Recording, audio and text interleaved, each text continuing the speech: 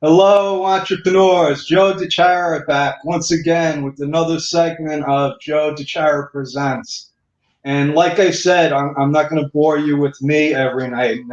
I look for interesting, entertaining, positive people that can, shed some light on what we're what we're supposed to be doing here. And this pretty lady next to me is one of them, and she's actually next to me virtually, which I guess we got to get used to this. And her name is Lynn Brown, who is a gritty woman. How are you, Lynn? Hey, Joe, I'm doing great. And thank you so much for having me to join your show. I'm honored that I could be your guest. Thank you so much. Oh, I'm honored. We connected, I don't know, a month or two ago, and we've been trying to connect. I've been looking forward to this interview basically all day because, like I said before, it's Monday and it just seems to be dragging. And I know that you bring a lot of positive energy. You're doing a lot of great stuff. We share a an assistant, so she talks about you all the time. And there's a lot that we could cover, but I know that you're a John Maxwell trainer, you're a speaker, an author, a coach. I know that you've been helping uh, people in what would we call them, rural, low-income areas. And so, what would you like to talk about, Lynn? Well, first of all, you brought up Elizabeth, our assistant that we both have, and I will tell you that my life has really been up leveled just having her in my space and having her as a partner to help me keep my junk in a row. And it takes more than a village. It takes a lot to do that. And I'm very high energy, and so to follow my thoughts and be able to track me, Elizabeth is a master at that. And so she's wonderful, Elizabeth Frederick. So shout out to her. Yes. And if you need an assistant, she is the go-to girl. She's amazing. Amazing. Yeah. Yeah. Wait a second. We don't want other people to steal her time from us. So either, son. No, I'm kidding. She's usually okay. So Facebook user, I can't see who's posting all the time. But listen, if you're watching live, give us a hashtag live. If you're watching the replay, give us a hashtag replay just so that you can follow the thread. And if you have any questions or want to connect with Lynn now or after, we will follow up on the post. So yeah, so Elizabeth connected us. She's, and it's not, I connect the dots. And there's a whole lot of dots of positive people that are coming into my life. And Elizabeth's part of that. And you're part of that. She keeps telling me to you have a podcast too, right? You want to talk about that a little? Yeah, I have a podcast. It's called the Gritty Women Podcast, and I am actually adding more shows to my platform. I'm doing a lot of work in the education area. I'm very passionate about that, just to ensure that all children, have the ability to receive the best education. I think even in the last 4 months over the pandemic, my awareness has just been raised in a lot of areas. And in this one area of education, I'm really noticing more and more things. I'm seeing more and more things. Now, a lot of these things have been been happening all along, but it's just, I was on a call earlier today, and there was a state that was talking about, how they were setting up their education system, and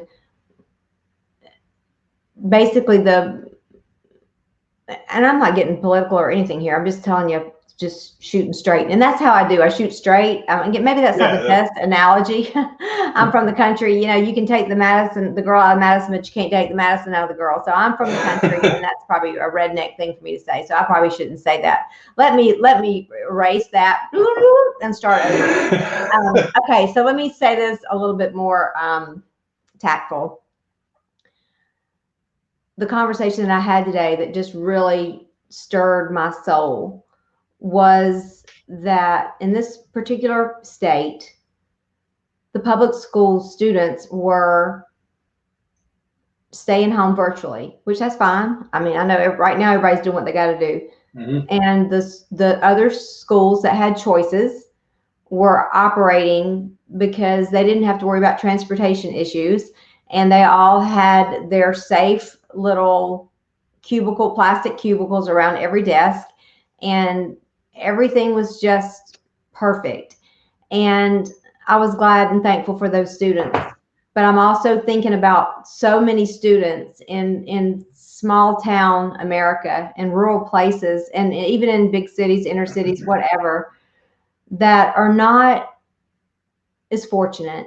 And, I heard some things today that, there was one school where, 15 teachers were taken from the classroom to put in virtually for the students that were remaining home. And I know what that means to a school system. And so I say all that to say I'm very passionate about education, and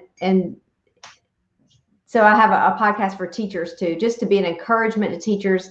I do a lot of work with social emotional learning, and just really now more than ever, and even in business, everywhere, people are talking about this everywhere. If your organization is not paying attention to just the emotional piece, the social emotional piece with adults as well as students and young people, it's time to wake up. I mean, it truly is, because right now, more than ever, we need the certainty of just being valued, the certainty of a hello, of a conversation, of trust. We need that more than ever. So I'm very passionate about those two things. And so that's why I launched. I've done some work, and address teachers and education throughout my podcast, but I was like, no more. Teachers deserve their own platform. And I know there are a lot of other wonderful teacher podcasts. My sister's a teacher. She's about to retire. She's been working at a charter school in New Mexico for about 20 years. Oh, that's so awesome. Yeah. Hats She's off just to her. I'm sorry?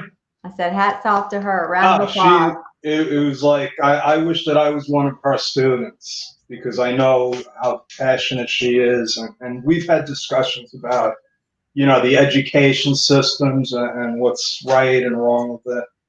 And, all I could say, I'm not political, and it's hard to talk about this sort of subject, I think. And I just point to Napoleon Hill's book, Outwitting the Devil, which I don't know if you're familiar with that. Yeah, it's on my shelf. I did a mastermind in that. Okay. Yeah. So, he hit the nail on the head a long time ago, and it hasn't changed. It's probably gotten worse.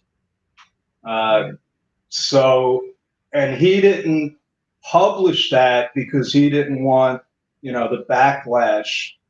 But listen, somebody's got to talk about it. And you started talking about, like, you were saying you're becoming more aware and you're seeing things. Like, what exactly is it? Are there patterns that you're seeing?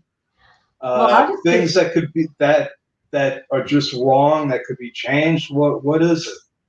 Well, I always start with me. I'll start with Lynn Brown, because I can sit back and blame, and blame is just a shield that we do. We sit back and talk about this person doing this or this, whatever. And so I just try to steer away from blame now and realize, what can I do? What am I doing? Lynn Brown, what are you doing? And the thing that I can do right now that will make the biggest difference is to share, but not that I'm just the big expert. Now, I will tell you, I have invested thousands and thousands of dollars in time. I have 8+ coaches that are my personal coaches. I mean, when I tell you that I'm a work in progress, I am a work in progress. And it's daily. I'm on those calls. Sometimes my friends will buzz in like, "What you doing?" I'm like, "I'm on a call. I'll call you later." They're like, "What?" I mean, what are you doing? And until you experience growth and change and see paradigms change in your life, and to see your mindset change, you don't really know. And I think some people just think they're stuck there forever. And so I'm very passionate about it. But what I mean when I'm seeing things I've never seen before, just for lack of a better word, certain areas of just apathy or prejudice. I'm not a prejudiced person, but areas where there have been times I've been silent in my life, and there have been times that I've tiptoed around certain conversations, with my friends or close people, my family or whatever, for fear of what other people might think. And I'm over that now. I truly have gone from an approach of, I never want to be too much or I'm not enough, to just stepping into who I was created to be. And just like everybody listening to this call, and you, Joe, and everybody, we have a voice, and we have gifts. We have different gifts. And for so long, I just was convinced that I had to be the person that I was and not the person that I was created to be. And I'm telling you, when you can cross that line and you're set free from those limiting beliefs and those stories, those bogus stories, because this is a family show, I know, but I could say some other things sometimes. I get so angry, but not angry, but Passionate. passionate. That's better than angry. Passionate. I'm just so passionate about it, and I want other people to experience the freedom that I now have. I mean, it took me a long time. I know I shouldn't talk to myself like this, but I just sometimes say I was a slow learner. I took the hard road. I took the long way around the world. Do you hear me? Yeah. So, I had a point to make now. I forgot it. Oh, what you just said, it reminded me of that Marianne Williamson poem. Our deepest fear. Our deepest fear is that we're capable of so much, and that scares us, so we don't say anything. And I understand what you're saying, but now, and I wasn't surprised when you said, I got to start with Lynn Brown. I got to start with myself, because that's where change really starts. You could debate what's going on and what's right and what's wrong until the end of time. But what I see is that you are making a difference, because you go out and speak to these kids, right? You speak at schools. Yes, I do. I speak at schools, and I partner that with the staff training and development. I'm very very passionate about that area too, because I believe that you can't just work with one without the other. I believe it takes both, and I believe when you start, I believe in starting with the staff and starting with the administrators and teachers, and just bringing in some thoughts and throwing in some interactive, collaborative things that maybe they have not experienced before. It's not rocket science. It's just having conversations and giving them a place to to think and to talk and to be heard, because we know that people have to be listened, have to be heard before they'll listen. And I've just seen it happen more and more and over, where these teachers at the end, I always say, now, when's the last time you did something like this? And they're like, we've never done this. And of course, I know that that's what they're gonna say, because I've been through so many professional developments before that were just death by PowerPoint, and just going over all the things you can't do, or all the new standards that have to be met. And for the first time in my life, I believe that the tides are turning, and I believe that there is a focus right now on the social emotional learning, and a focus on building relationships. I've had several principals, as I'm working with them on proposals, they're like, you know what, we're focusing first on relationships. And I'm just like, I want to scream and run through the school, doing the happy dance. But so it's very refreshing to see this turn. And I guess the pandemic did help with school testing last year anyway. I know that they haven't totally decided what they're going to do this year, but I think that we've got to get in there and look at where we are. We got to look at the reality of where we are, and and it's so interesting because not long ago I was learning a new way to take notes, and it turned into a whole training that I did, but I was learning to take notes. I was always trained to write down every single thing, just like, the teacher says it, she throws it all up, you take it all in, and then you throw it back up at her, and I would write down every single word. Not in high school because I didn't pay attention in high school, but in college I wrote down more notes. But even on my mentorship calls up until now, I would try to write down every word that they said, every single word. And not long ago, I heard this, I was doing this study and reading this book, and it was about that thing. And it was like, you need to, you just need to train yourself and pick out the key points. And you need to, I have a friend that does note taking with drawing little symbols to help you remember. And that just led to one thing, which led to another thing. And now I'm just doing this whole deep dive into how our brain works. And it is so fascinating because I never even really thought I had much of a brain, to be honest. And, I grew up believing I was dumb and stupid. And so I know when I go to a training on brain development and neuroplasticity, people are going to be going, what? And That's the girl that didn't even have an honor cord around her neck at graduation. yeah, it's like, what did you stick your finger in a light socket or something? What happened here? All of a sudden, and that's just like what Marianne Williamson says. Once you open the door, it's like, oh my God. We just had a mastermind meeting with Dr. Elnora Webb, and she talked about this and the science of getting rich and all of this. It's like when you see what you're capable of, and then you start being vocal, like you said, you start talking about it. That's how change happens. Right. So I hope you don't mind, I brought up your website here because I just wanted to know, is this what you're talking about, this courageous classroom program that you have? Yeah, that's one of the pieces of creating those courageous classrooms, because we all know that, in first grade, we're trustworthy and we'll answer questions, and the teacher says, what do you want to be? And we raise our hand and say astronaut or nurse or whatever it is.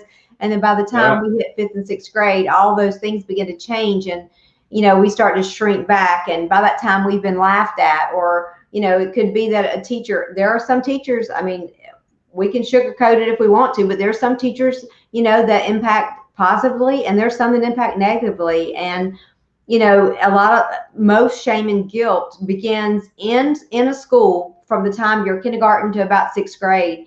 And probably, if we had time, to interview some of our guests and ask them, can you think of a teacher that made a positive impact in your life that was a mentor? Somebody would say, oh yes, Miss Williamson in the 4th grade, I'll never forget. I dropped my notebook that morning in the mud puddle, and she brought me a brand new one, or whatever. And then on the flip side of that, I always ask that question, was there one that had negatively impacted you and impacted the way you learn? And unfortunately, in my case, that was more of the story than the opposite. And, So this curriculum, so what do? You go around to schools and go through this curriculum. This looks pretty interesting. I want to run this. I told you my sister was a teacher, and I've never heard her talking. So what do? You go into the school and like you're coaching them, or you do a PowerPoint presentation? It's basically like that. It's like It's like taking I call it the Martinelli mindset, but everything that I've learned about limiting beliefs, I never knew that was what was holding me back. I had no idea until, I was on a call and he said, listen, I want you to listen to what you just said.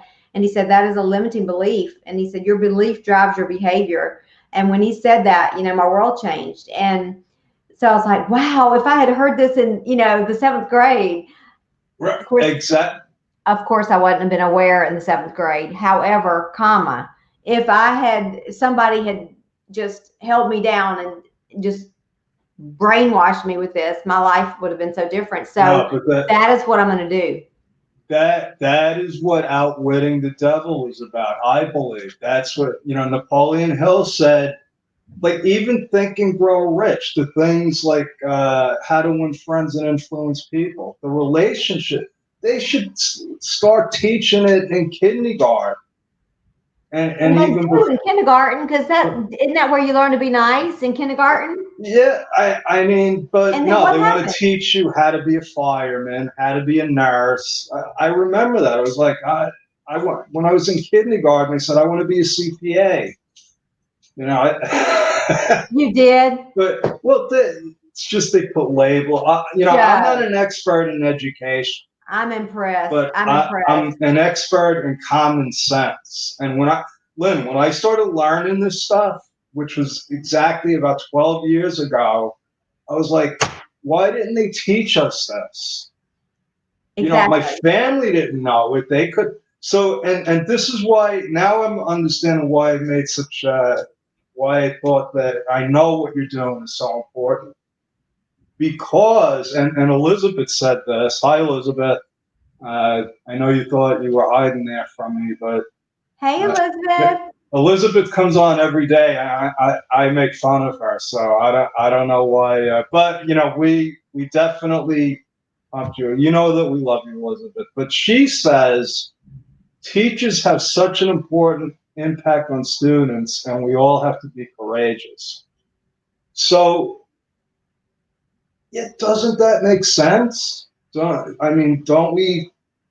If you want to impact the world, and you start with the kids, right? And their teachers. Yeah. That's where the education system is going to be transformed, and teachers just need to step into their power, because they have they have a captive audience. They have their classrooms. No, they can't control COVID. They can't control their state departments. They can't control any other blah, blah, blah. I'm not getting into all that. But what they can control is their classroom. And they can equip and learn. And if they feel like they're not equipped, you know what? They can learn just like we're doing. I mean, I've taken a deep dive, you have, and we're learning and growing, and you have to want to become the best version of you and not just settle for status quo. And so going into a school and working with teachers for 2 days before I ever see students is the missing piece, because a lot of them don't even see themselves as professionals like some people see themselves as professionals. Our world does not value education. A lot of it doesn't. Well, I don't want to say that, but well, I'm not going to say that. There's Anyway, nations that spend a lot of time and effort on education, yeah, there and it are pays places. off. Yeah. And so I think we just have to, we just got to sit down and ask ourselves some big questions. But, I'm not going to wait around for the big meeting. I'm just going to go create one. And so I'm just blasting out, and I'm doing it. And I am talking to as many superintendents and as many principals and decision makers as I can. And just today, I was looking for grants, because this one school in my hometown, that is just basically, it's just an unfortunate situation. These children there don't have a choice to be anywhere else, Well, and they've taken, they've had to cut programs in the schools, and so I mean they basically don't have any electives except PE. And I love so PE. I'm not knocking physical education, because they all need to be healthy. so But I don't want to put you on the spot, but I will, thank you. because it's you. When we spoke last, you laid out like a situation that you saw. It was almost like they're sucking out the good teachers from here, and they're putting them here, and they're putting other children at a disadvantage. Do you remember Well, talking to me about yeah, that? I mean it's something that it's one of those catch 22s. But I mean, I'm in favor of, we have freedom. We have freedom of choice. We have school choice, and I am all for that. I am not sitting here saying I'm not, but comma, I am also for every child that doesn't have a choice and can't be taken to school except on a bus, and doesn't have a choice to go to a school that might accelerate, their education, and they might have more programs and more opportunities. Those children deserve it too. And Okay, that, I get it. So and that is what perturbs me to the max. okay, Because they matter, and I can really get, oh Joe, I can really get fired up here, but I'm gonna try to I see your eyes turning red. But I think I'm getting that because you're in a rural area. I'm in Queens. I could walk to 5 different supermarkets here. I don't know how many schools within walking distance here. You're all spread out. So when you're talking about, you have to have the transportation, right, to get to the school. And you're telling me that most of these kids don't have transportation? This is 100%. My little town is 100% free lunch. So when school went out in March, a lot of those kids didn't eat breakfast. Oh my God. And I mean, 60% of the children in our community live are in transition, meaning they live with a grandparent, not a family, not a mom and dad family. Right. Wow. And it's just the median income here is $35,000. I mean, we're the poorest county in the state of Florida, and I'm gonna pivot from that, and I'm gonna use that in my voice, my speech, my passion, my story, and I know that somewhere there's somebody that is gonna. Even today, I was on a call working on art supplies because they've cut art from the school, and I do a lot of art integration in my trainings. So today I was working on some big time grants, asking people, who do you know, because there's somebody, I know there's somebody somewhere that's going to pick this up, and they're going to pick up Madison, Florida, and they're going to say, you know what, there is something there that we can go in there. It is the perfect opportunity for somebody to invest in these kids and watch what can happen. Not that money fixes things, but money can help. Money helps a lot. Yes, You're talking to an accountant here. Yeah. And you could have all the great intentions in the world and all the positive energy, but in the end, money does matter. And unfortunately, that's the way it is. But it takes people like you to bring out, because I had no idea about this. I'm stuck in Flushing. I'm worried about how long it takes me to cross the street. But I do believe in it starts. When I started learning about this stuff, how the world really works, I was almost angry because I said, this information was there forever. Why didn't somebody, bring it to me? So, and the information is, and I want to, start closing with this. The information is, it doesn't matter where you're born, you could change your life. So yeah, I know people in those areas, those situations. I have friends that grew up in those kinds of environments, with no parents. I have friends that were foster kids. But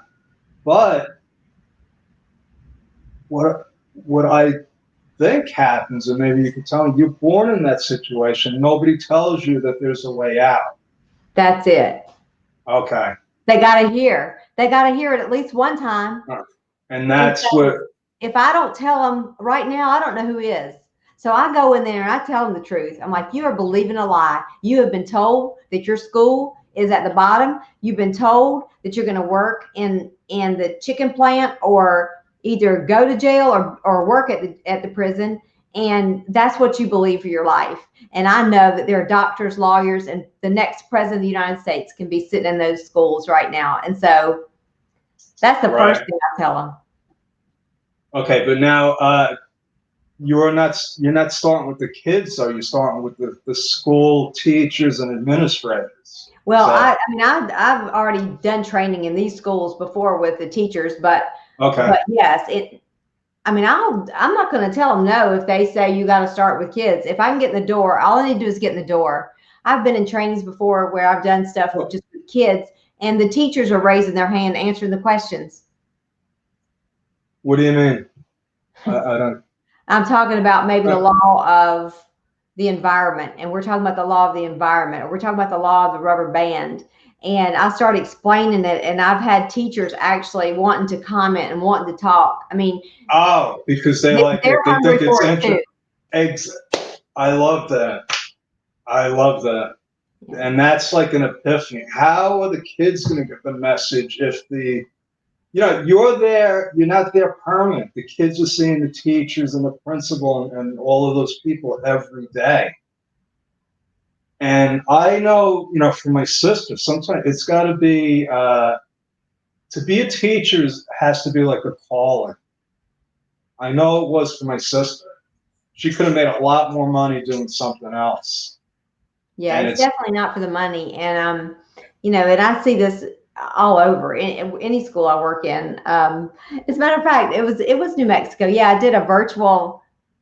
We have something twice a year called the Global Youth Initiative, where our John Maxwell team all over the world, we go in schools and organizations with young people and we teach leadership. And I did a virtual one in New Mexico. That's funny that she's there. But yeah, but no matter what you do, and I work with companies, and I have, I do coaching and I do just private speaking. I work with chambers. I do all that too. But right now, and I think it's just been brought out so much in so many ways, and we don't have time to get into this, I know, tonight.